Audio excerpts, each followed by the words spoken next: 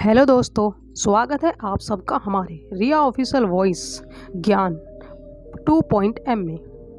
तो दोस्तों, आज हम आपके लिए फिर से एक नई स्टोरी लेकर आए हैं।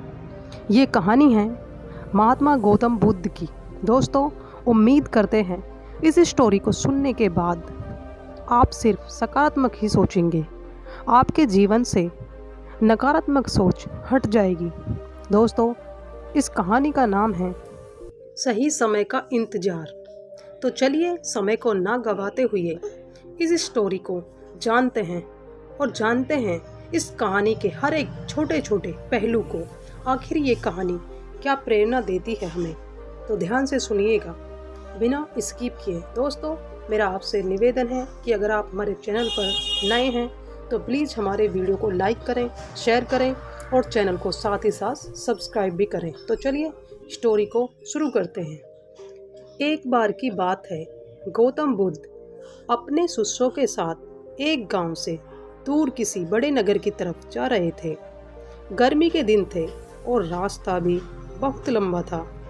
गौतम बुद्ध अपने शिष्यों सहित बहुत देर से चल रहे थे, जिस वजह से उन्हें बहुत प्यास लगती है। वहाँ से कुछ ही दूरी पर बरगद के वृक्ष की एक घनी छांव भी थी। सभी लोग उस वृक्ष के पास पहुंच जाते हैं। महात्मा बुद्ध अपने शिष्यों सहित वृक्ष की घनी छांव के नीचे विश्राम करने लगते हैं। बहुत देर से चलने की वजह से सभी का गला प्यास से सूख रहा था। यह बात बुद्ध जानते थे। बुद्ध ने अपने शिष्य को कहा, आप इस बरगद की छांव से 20 कदम दूर जाकर बरगद की 2 बार परिक्रमा करके वापस आओ। शिष्य वैसा ही करता है जैसा बुद्ध ने बताया। परिक्रमा के बाद जब शिष्य महात्मा बुद्ध के पास आया तो बुद्ध बोले कि क्या आपको किसी ठंडी हवा का अनुभव हुआ था? शिष्य बोला, हाँ महात्मा बुद्ध, उस उत्तर दिशा की तरफ से मुझे कुछ ठंडी हवा की अनुभव हुआ था। शिष्य की यह बात सुन महात्मा बुद्ध शिष्य से तुरंत बोले कि उसी दिशा में चले जाओ, जरूर वहाँ से कुछ ही दूर पर एक तालाब अवश्य मिलेगा। उस तालाब से सबके लिए पानी ले आओ। शिष्य उसी दिशा में जब कुछ दूर जाता है तो वहाँ सच में एक तालाब होता है। तालाब देख शिष्य बहुत प्रसन्न होता है और तालाब के निकट जाकर जैसे ही तालाब से पानी भरने वाला होता है, तभी शिष्य की नज़र वहाँ दूर तालाब में कपड़े धो रही स्त्रियों पर जाती है। यह देख शिष्य मन से सोचते हैं कि यह पानी तो गंदा हो गया है। यह देख शिष्य बिना पानी लिए क्रोध में महात्मा बुद्ध के पास वापस चला जाता है। शिष्य बड़े ही निराश भाव से महात्मा बुद्ध को सब बात बताता है। शिष्य की बात सुन सभी शिष्य बोलते हैं कि हमें तुरंत यहाँ से निकलना चाहिए, किसी दूसरी जगह पानी की खोज करनी चाहिए, वरना प्यास के मारे जान निकल जाएगी। इधर महात्मा बुद्ध सभी को शांत होने के लिए कहते हैं और बोलते हैं कि धीरज रखो, कुछ देर यहीं बैठो, उचित समय आने तक संयम बनाए रखो। सभी ऐसा ही करते हैं और सभी महात्मा बुद्ध की बात मान लेते हैं और सुनकर शांत हो जाते हैं और वहीं बैठ जाते हैं।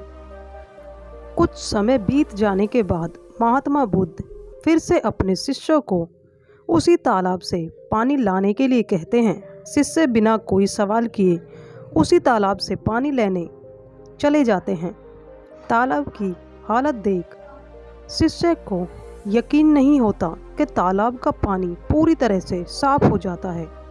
यह देख शिष्य बहुत खुश हो जाता है और पानी भरकर महात्मा बुद्ध के पास ले जाता है और सभी पानी पीकर अपनी प्यास बुझाते हैं। लेकिन अभी भी सबके मन में ये एक सवाल था कि आखिर यह चमत्कार हुआ कैसे? तालाब का सब पानी तो गंदा था। उन्हें लगा कि जरूर ये बुद्ध की शक्ति है। इनमें एक शिष्य ने यह सवाल महात्मा बुद्ध से पूछ ही लिया कि यह चमत्कार आपने कैसे किया? शिष्य का जवाब देते हुए महात्मा बुद्ध बोले कि यह कोई चमत्कार नहीं, यह आपके सब्र का फल है। यह फल है आपके सब्र बनाए रखते हुए उचित समय के इंतजार का। जितनी देर हम सब लोगों ने सब्र किया, उतनी देर तक तालाब के पानी के ऊपर तैर रहे सभी गंदे तत्व और मिट्टी तालाब के पानी के नीचे बैठ रहे थे। फिर कुछ देर बाद शिष्य जब वह तालाब के पास पहुंचा तो सब दूषित कण नीचे बैठ चुके थे, जिस वजह से तालाब का पानी पहले की तरह साफ हो चुका था। तालाब साफ दिखाई दे रहा था। यदि उस समय आप लोगों ने सब्र न किया होता, धैर्य न रखा होता, तो आप सब इतनी गर्मी में पानी की खोज में प्यासे रह जाते। शायद अब तक मृत्यु को प्राप्त हो जाते, क्योंकि यहाँ से अगला कोई तालाब है या नहीं, और होगा भी तो क्या उसका पानी साफ होगा या नहीं। इन सब कारणों से आप कभी प्यास न बुझा पाते और प्यास से मर जाते। फिर इतना बोलने के बाद महात्मा बुद्ध शिष्यों को एक सीख देते हुए कहते हैं कि जैसी स्थिति हम लोगों के समक्ष आ जाती है, वैसी स्थिति और मुश्किल दौर जिंदगी के हर मोड़ पर आएंगे। तब उस समय भी आपको ऐसे ही संयम बनाए रखना होगा और अपने विवेक को रोक काम लेते हुए ही आपको एक उचित फैसले के साथ सही नतीजे पर पहुंचना होगा।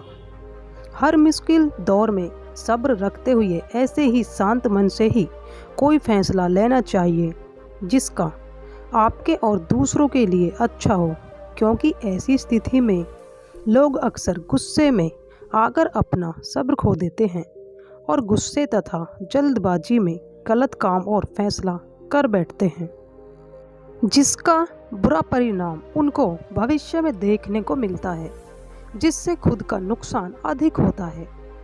कुछ परिस्थितियां जीवन में ऐसी होती हैं जहां हमें सब्र बनाए रखते हुए उचित समय का इंतजार करना होता है, लेकिन लोग अक्सर यहीं पर अपना सब्र खो देते हैं और उचित समय आने का इंतजार नहीं करते, जिस वजह से उनको आगे चलकर दुख और मुश्किलों का सामना करना पड़ता है।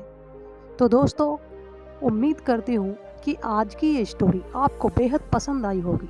अगर आपको ये स्टोरी पसंद आई हो तो वीडियो को ज़रूर लाइक करें, शेयर करें और साथ ही साथ हमारे चैनल को ज़रूर सब्सक्राइब करें। फिर लौटेंगे ऐसी ही एक नई दिलचस्प स्टोरी लेकर। तब तक अपना ख्याल रखें, स्वस्थ रहें। जय हिंद, जय भारत।